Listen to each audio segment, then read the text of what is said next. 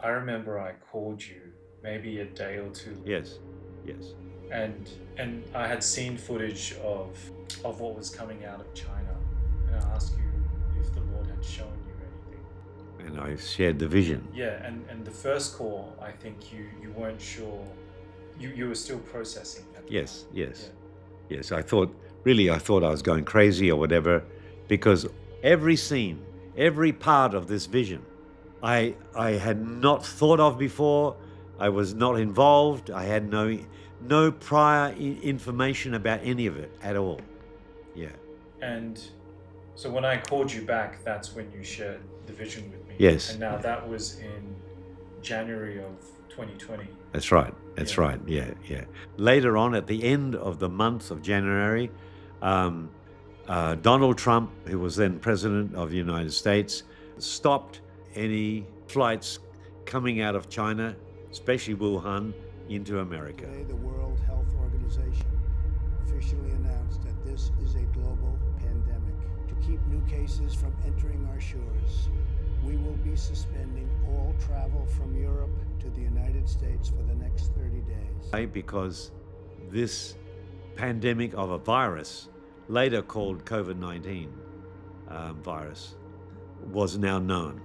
Yes. Yeah. So in Donald Trump saying that, the intelligence agencies would have likely have known. Yes, yes, yeah.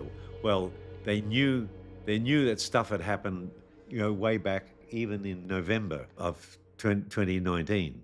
Yes, yeah, yeah. As the truth came out, yeah.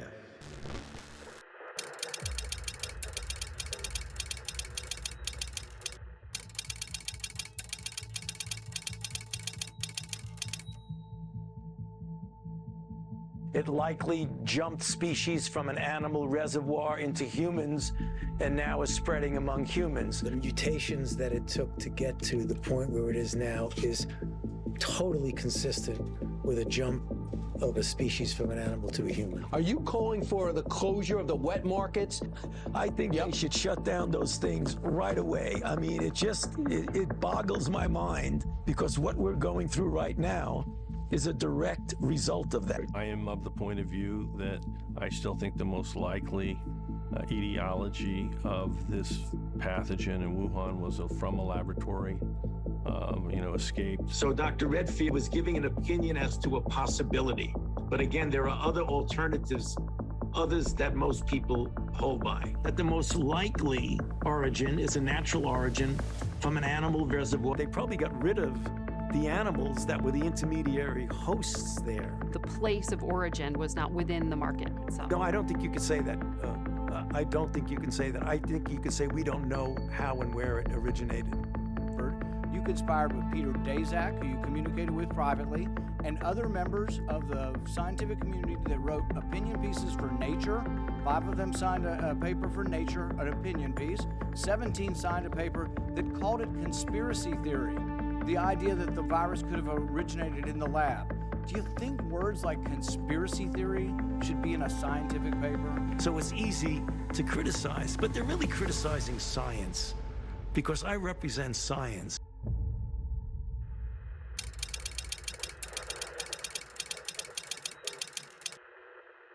I think we are all aware now of the religious, social, political chaos that America and the West is facing at the moment. The West is as polarized as ever, and the division runs deep within the church. The reality is, over the past few years, families and friends were split and fractured over a cascade of contentious issues, and the topic of COVID was one of them. Here in Australia, the near total dominance of mainstream media over public discourse produced a level of compliance within government mandates that was frankly remarkable. Many churches have since patted themselves on the back for honoring Romans 13 through that season. I'm not convinced that tells the whole story, and I believe the lessons remain largely unlearned. At the end of 2019 to early 2020, I was probably paying attention more than anyone around me to the election in the US. I'm going to share in another video why. Before that was when the COVID-19 pandemic started. Again, just to reflect on all the craziness, lockdowns, World Health Organization, January 6, depopulation conspiracies, Bill Gates, Fauci, crazy times. At the time, we were getting footage out of China of people collapsing in public, and we were hearing a wind of a mysterious respiratory illness that created a surge on hospital admissions. We saw people on ventilators and reports of crematoriums unable to keep up. Yun said the cremation furnaces are running 24 hours a day, though they may not be burning bodies at all times. The spirit of fear was in the atmosphere. In the midst of all of this, and I want you to mark this date, January 3rd of 2020, I reached out to Ezekiel. I called him because I knew he had a history of receiving things from the Lord concerning global events, and I wanted to know if he had heard anything. As I mentioned in the introduction, he didn't share anything in that first call, but within minutes he called me back. He had gathered his thoughts, and what followed was him walking me through the details of a vision he had just received. As it turned out, I had called him shortly after the vision had come to him, sovereignly. At the time, I urged Ezekiel to write it down and send it to me so that we would have a record of it. Habakkuk 2:2 instructs us to write the revelation plainly on tablets, and later in the same verse it says, so that a herald may run with it, implying that what was received may need to be proclaimed. We didn't take that second step at the time. What was shared stayed within small groups and personal conversations. What you're about to hear then is the first public account of a 3-part vision Ezekiel received from the Lord. After he shares it, I'll offer some context around what unfolded in the aftermath. I'll then close with reflection and conclusions for the Australian Church. Given how rapidly these global events have moved, there is an urgency here. We need to draw out lessons while there is still grace to do so.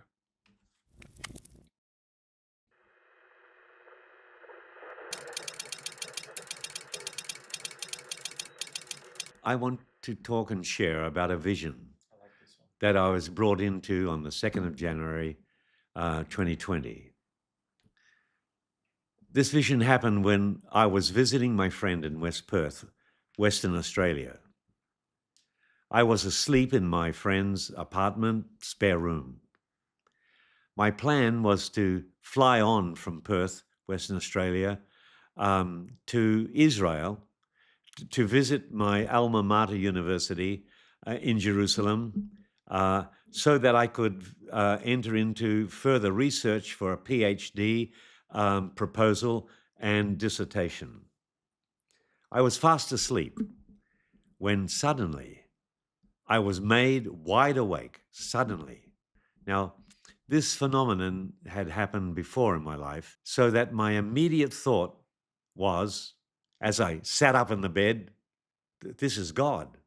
I looked over at my mobile phone next to my bed, and my phone said it was 3:25 a.m. morning.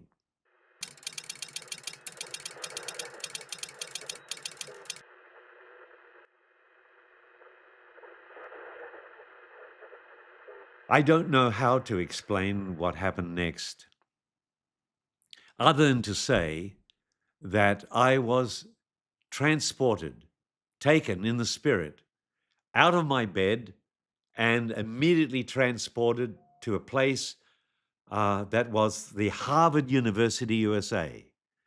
I had never been to that university, never. I'd never seen it before. But I knew it was Harvard University because I was now in the spirit standing in front of a wrought iron gate that had the Harvard University insignia across the center of the iron archway. From there, I was immediately transported into a laboratory somewhere inside the university. As my vision zoomed into the laboratory, I saw a Caucasian man dressed in a white lab coat. He was obviously involved in scientific study because it was a university and it was a laboratory. And I thought, and a voice clearly said to me, Dr. Lieber. The name Lieber? That sounds Jewish. Many weeks later, I checked out this name to discover that indeed there was a Dr. Lieber as a scientific lecturer or a lecturer in science, lecturing at Harvard University. Well, that portion of the vision stopped, and another scene came into my vision. And the scene was of two Asian persons, also dressed in white lab coats, and they were talking with Dr. Lieber. Well, I couldn't hear the details of their conversation, but the voice said to me that these persons were Chinese. Now, the next part of this vision was of an airport, and the voice told me that it was Boston Airport. I realized later, much later, that Boston Airport and Harvard University were two places in the same state in USA of Massachusetts. But as I zoomed in to the inner part of this airport building, these two Chinese men, whom I had just seen, in the laboratory, in a vision in the laboratory at Harvard University, they came into view, and they were about to pass through customs. At the security check, they were stopped by the security, and they were ordered immediately to roll up their trouser legs. They didn't want to do that, but the airport security demanded, and so they complied. Next, they were commanded to roll down their socks. When they rolled down their socks, out of their socks spilled test tube vials.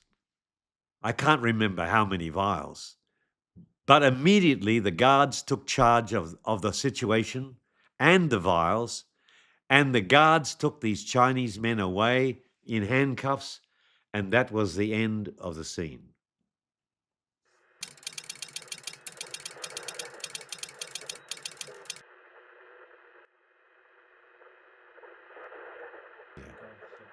Now the next scene that ranged in my vision, and coming out of the left side, I heard a voice say, North Carolina University.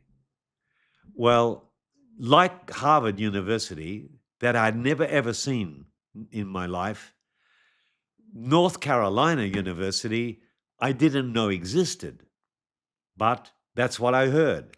And something took me above this university complex. Then the drone took me into a university building, and I entered into another laboratory. And what I saw was a woman, black hair, and I saw the little side of her face, and obviously she was of Asian appearance.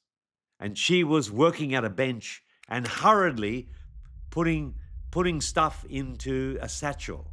Presumably, she was going to take the satchel and leave. And she was working rapidly, feverishly at a rapid pace.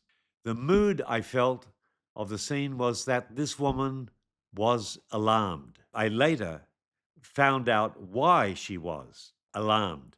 Because she had heard that her two friends up in the Harvard University and the Boston airport were taken into custody by the police, and she felt that she would be next, so she had to get out of there in a hurry. The voice said to me, kind of like words of fire, imprinting the words distinctly upon my inner being, Shi Zhengli, meaning that's the name of the woman. I never heard of such a name before, or even of such a woman, but that's what I heard, and I remember it distinctly to this very day. In the next scene, I saw that she was preparing to catch a flight at an airport. She was wanting to fly into China, because the very next scene of this vision was of a bustling city, and then a clump of buildings in this city. And the voice said to me, Wuhan. I'd never heard of Wuhan before, but Wuhan, well, sounded like Asian to me. And this word was indelibly written upon the inside of me like the name Zhengli. Again, I was wondering why I was being caused to see all of this. The group of buildings I saw formed a gigantic U shape. In the center of that U was a white building, like a square cube. And I heard the phrase, Institute of Virology. And then I was taken, to the front of that building, and above the entrance was the words in English, Institute of Virology. I thought, if this is China, that's rather strange. But underneath the English was Chinese. I saw the doorway to the main entrance into this white cube with Chinese characters above the door, and Zhengli, that I had seen previously in the vision, entered through the door, and that was that. The next scene, immediately in my vision, was zooming in again into another laboratory, and there were technicians dressed in space-type suits. My impression was that these spacesuits looked rather foolish. Yeah. What went through my mind in this scene was that the technicians were involved in some kind of high-tech activity. This required them to wear such laboratory clothing. And there was a female technician working at a bench, and suddenly she let out a blood-curdling scream. I was shocked in my vision. Now a busy scene unfolding.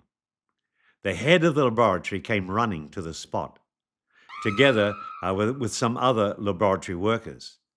And again, to my shock, the laboratory head was Zhengli.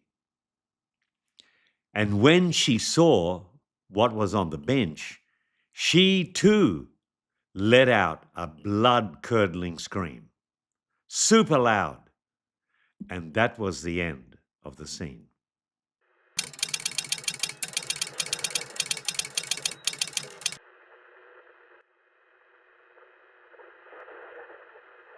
I immediately heard the word Beijing. And before my eyes was a Chinese officer dressed, in officer's uniform with stars on his shoulder and a military cap,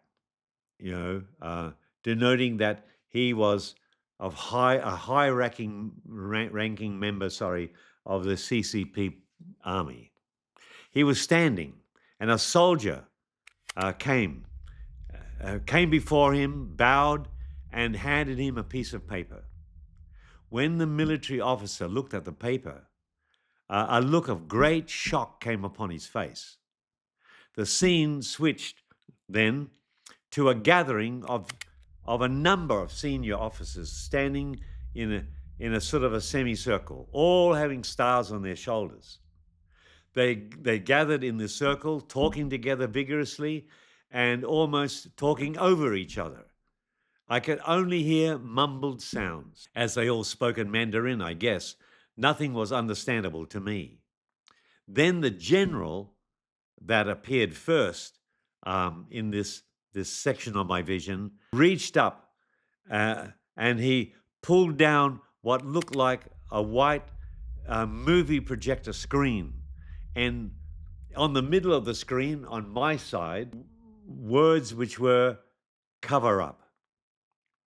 The whole Beijing scene then vanished from my spirit sight. And I heard the word ringing clearly, bio-warfare. The vision finished, and I was left sitting in my bed in Perth, Western Australia. And honestly, I thought I was going crazy.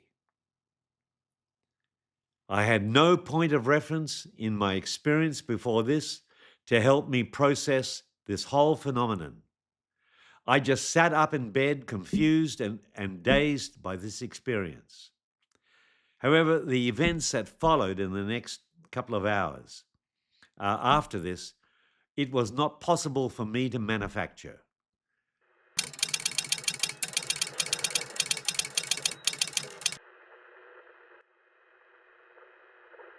Two and a half hours later, my friend received a phone call from America, and he had loudspeaker on, yeah, and so I heard the conversation, and the conversation was of my friend's older sister, as I was later told, and she was ringing her brother, younger brother, and she was saying, Gordon was the name of my friend, you know, buckle up.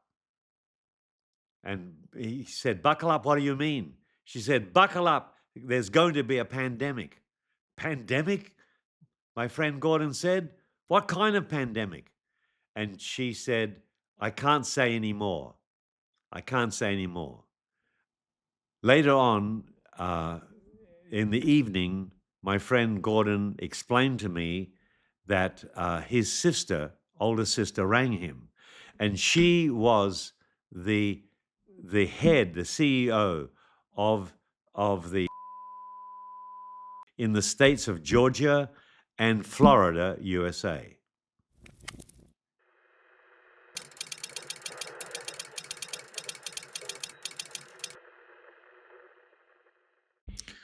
So cast your mind back to 2020. The lab leak theory was at the time widely dismissed as a fringe conspiracy theory. In those early months, I had the Australian ABC News running constantly for COVID updates, and the coverage was almost exclusively fixated on wet market bat-to-human transmission narrative. No alternative perspectives were given any serious airtime. Then there was the political dimension. Because Trump had publicly floated the lab leak theory, likely because elements of the US intelligence community had already caught wind of it, the topic became radioactive overnight. So toxic, in fact, that Twitter, Facebook, and other platforms were actively removing posts and slapping Orwellian fact-check labels. That climate was a significant reason we didn't release the vision publicly at the time. Had we done so, YouTube and other platforms would have almost certainly taken us down. I want you to stop and sit with that for a moment. Reflect on what that actually means, not just for what happened then, but for how major panic events may be handled in the future, and how the media is framing significant stories even right now. From where I'm standing, the mainstream media has not changed its stripes. In fact, it's getting worse. I also recall Christians in the Australian church circles taking to Facebook to scold fellow believers for entertaining conspiracy theories. And granted, some of that needed to be addressed. But what concerned me was when Christians, Australians, started to drum the media narrative. I recall that around 2020 and into early 2021, a Melbourne-based physician, Dr. Nikolai Petrovsky, was one of the few credentialed voices willing to publicly raise the issue of the furin cleavage site of COVID-19, a feature of the virus that pointed toward gain-of-function style modifications. From there, the tide began to shift. In Australia, Sky News journalist Shari Markson did investigative work that helped bring the conversation into the open. As the saying goes, the difference between a conspiracy theory and established fact is about 6 months. Even now, in 2026, the lab leak theory continues to face coordinated pushback. The figures central to the cover-up are still operating with near total impunity. They retain their licenses, their institutional authority, their ability to publish and shape the media cycle. The recent reporting out of the UK Telegraph and the continued public presence of figures like Christian Anderson are cases in point. Even though none of the following individuals appeared specifically in Ezekiel's COVID-19 vision, the evidence points clearly to the fact that Dr. Anthony Fauci, Dr. Francis Collins, and Dr. Christian Anderson, Peter Daszak, and others, men regarded as the foremost experts on the global stage, were actively pushing disinformation, and for reasons that remain worth scrutinizing, appeared to be running cover on behalf of China. So I am personally suspicious of any expert that continues to advocate for a proximal origin theory. And I'd encourage you to use this as a litmus test for the voices that you trust in the medical and scientific space. Do they follow the science, or have they signed on to scientism? Take, for example, Australia's ABC health commentator, Dr. Norman Swan, and ABC News journalists themselves here on Hot Mic. Just weakens. Amazingly, she is looking more and more like she it's gone in phases. It's just annoying. It's gone in phases. She's such a pitbull and she's so unhinged, and yet she might still be right. It is, the location is extremely suspicious. It's obviously. I know. You don't want to let the Chinese off the hook, do you? I feel like I remember being super dismissive of that very early, not even very early on, for a good while. I was like, that is just the most unhinged thing ever. And I reckon I was overly influenced by the fact that there were some truly nasty and crazy people who were already deep down the rabbit hole. I probably didn't look at it dispassionately enough. It became weirdly ideological. Yeah, well, it just became very Trumpy. Which it shouldn't be. Yeah. You sort of had... Well, even the attacks on Fauci and stuff. Yeah. It's sort of all Trumpy. Yeah. You have to ask whether that reflects genuine scientific uncertainty, or whether there are forces at play, ideological capture, institutional loyalty, or proximity to pharmaceutical interests. 21 days after the vision, the United States Department of Justice issued a press release announcing the arrest of Dr. Charles Lieber, the chair of Harvard's University Department of Chemistry and Chemical Biology. Yes, the doctor that appeared in Ezekiel's vision. The charges related to his undisclosed participation in China's Thousand Talents program, through which he had received substantial payments and research funding from the Chinese government. Included in the same DOJ release were 2 additional researchers, both of whom had concealed their affiliations with the People's Liberation Army. Between them, the charges included transmitting military information to China and the smuggling of 21 vials of stolen biological research material. Again, those 2 figures showed up in the vision that Douglas received. So it's unbelievable that he saw that vision. And yeah. In part 3 of the vision, Ezekiel saw the words clearly, cover up, and he heard the words bio-war.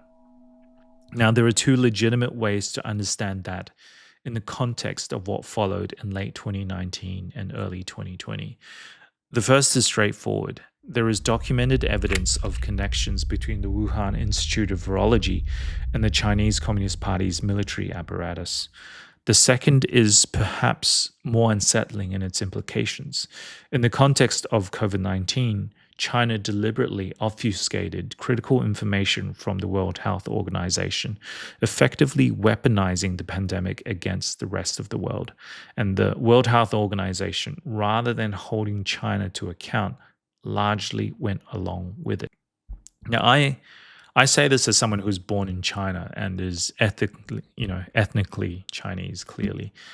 The World Health Organization actively supported China's position at the time and publicly criticized countries that moved to close their borders.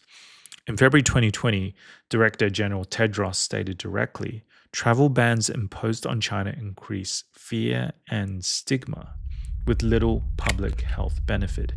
They were, in effect, echoing Beijing's public announcements rather than exercising independent scrutiny. Equally damning is what the World Health Organization failed to do. They did not call out China for withholding what it already knew about the virus. how it spread, what it looked like clinically, and how serious the outbreak already was. That silence created the information vacuum that led to so much of the early confusion and misresponse globally. People were quick, and not entirely without cause, to criticize Donald Trump for spreading misinformation during that period. But what is far more egregious is that the credentialed experts, the senior health officials, the institutional authorities, the very people the world was trusting to tell the truth, were the ones doing it at scale. Tedros publicly commended China's transparency and praised its aggressive containment measures in January and February 2020. The WHO-China Joint Mission report echoed that same narrative, all of it aligned with Beijing's public position, while later investigations would reveal just how much had been withheld and delayed. Now, I just want to touch on the topic of vaccines and the mandates just briefly and carefully, because this was not a part of Ezekiel's vision. But Fauci does play a part in this. So Fauci was one of the most prominent advocates for the Pfizer mRNA vaccines, which means when you step back and look at the full picture, the same network that funded research through EcoHealth Alliance. Money to the Wuhan Virology Institute. We do not send money now to the Wuhan Do you Virology support Institute. sending money? We did under your tutelage. We were sending it through EcoHealth. It was a sub-agency and a sub-grant. Do you support that the money from NIH that was going to the Wuhan Institute? Let me explain to you why that was done. Research that, according to this vision, gave rise to the virus itself, was also championing the cure. If you find that troubling, you're not alone. And if they demonstrated a willingness to lie about the origin of the virus, the question that naturally follows is this: what else were they willing to lie about? Was true informed consent ever genuinely offered to the public for the mRNA vaccines? Why was remdesivir pushed so aggressively by Fauci, despite the questions surrounding it? Why were other therapeutics crushed? There are serious questions here that deserve serious answers. And I want to be honest here, I'm not positioned to answer them. But the questions are legitimate and they deserve to be asked. Given how much all these topics were already causing, I made a personal decision not to let it become a point of fracture between myself and those around me. I followed the rules as best as I could. I held no enmity towards doctors and was genuinely saddened when I heard of medical professionals being mistreated. But I will tell you what I did experience as an Australian Christian. I was publicly accused of being an anti-vaxxer by a politician in the Northern Territory, Chief Minister Michael Gunner. Vaccination status is. If you support, champion, give a green light, give comfort to, support anybody who argues against the vaccine, you are an anti-vaxxer. Absolutely. Shove it. We are absolutely going to make sure as many Territorians as possible are vaccinated. That is our best protection against this thing. And if you look at the... Not because I oppose vaccines, but because I wasn't in favour of mandates. I was told by New South Wales Public Health Minister Brad Hazzard that my hesitation made me selfish. Not wanting to take vaccines. Well, my message to them is you being extremely selfish. And more than that, what a hide you have, what a ridiculous position is that? These were government officials using the machinery of public shame to silence legitimate questions. I think I tasted a bit of what the end times persecution of the church would feel like. I can tell you that being the lower percentile of people in Australia who rejected the mandates, the societal pressure was overwhelming. And then in the church, the pastors repeated the same rhetoric from the pulpit. And at that point, I self-censored. What struck me sitting in the church that I was attending was that it was almost as if the pandemic wasn't happening, at least not in any honest or searching way, outside of prayers for a vaccine to be developed quickly, which in hindsight became something of an instrument of division and coercion in its own right. It simply wasn't addressed. There was no balanced pastoral statement, no acknowledgement of the complexity. And I think I understand why. The Australian evangelical demographic tends to be educated, professionally established, and broadly trusting of government and institutions. Compliance comes naturally to that culture. I recognize that churches from other traditions likely faced a wider spectrum of opinion and more open internal tension over these issues. But looking back, I wonder whether more genuine diversity of perspective rather than dismissiveness toward dissenting voices would have served congregations better. Whether making room for the other view, extending some measure of grace toward those with honest questions, might have actually been the more faithful and more loving response. But this is also a challenge. I don't believe many Australian Christians have genuinely paused before the Lord to examine their own responses during that season, to ask honestly whether they simply followed the mainstream media and government line, whether they talked down to people who had questions, whether they used their positions of influence, expertise, or social standing to shut down conversation, all while trusting the doctors who claim to be following the science. That reflection is overdue. Ezekiel and I share this with a hope that it blesses but also challenges the body of Christ. I carry a conviction from the Lord that there are more Australian Christians who have received prophetic insight into COVID-19 and into other dimensions of what is unfolding in the world, who have stayed silent out of fear. If that is you, I want to say directly, now may be the time to speak. Not necessarily on social media, but to the believers around you. We need the Lord's guidance and discernment more urgently than ever to navigate the days that lie ahead. Look, the days of watching or reading mainstream news, headline scanning, agreeing with what it says and calling it discernment, those days are over. The news we consume is increasingly shaped by propaganda, by ideological agendas, and if you're willing to trace those forces to a deeper source, by deceptive spiritual powers, follows certain ideological trajectories to the logical endpoint, and it becomes difficult to avoid the conclusion that people are being conditioned for a future beast system. The church has grown accustomed to being swept up in the information storm, disorientated, not knowing which way is up, left, or right, uncertain of what is actually happening in the world. But the church was never meant to be blind. She was never meant to be without discernment concerning the events of her age, or without access to God's perspective on what is unfolding. What Ezekiel received in the most biblical sense is an Agabus-like encounter. It is what Paul Kingsnorth would call full-strength Christianity. Focus a lot of people's minds, and I think it already is. I think people will be ready for actual serious Christianity again, full-strength Christianity, not the weak worldly version, the real thing. And I think it's starting to happen. I can feel re-enchanted, alive, expectant. It is Jesus intimately leading his church through the darkness. The Holy Spirit, as Jesus promised in John 16:13, will show you things to come. Amos 3:7 reminds us that God does nothing without first revealing his counsel to his servants, the prophets. And in the last days, as Acts 2:17 makes clear, that prophetic grace is no longer reserved for a select few. It is poured upon all of his servants, sons and daughters, young and old alike. The church has access to this. The question is whether she is pursuing this and is listening.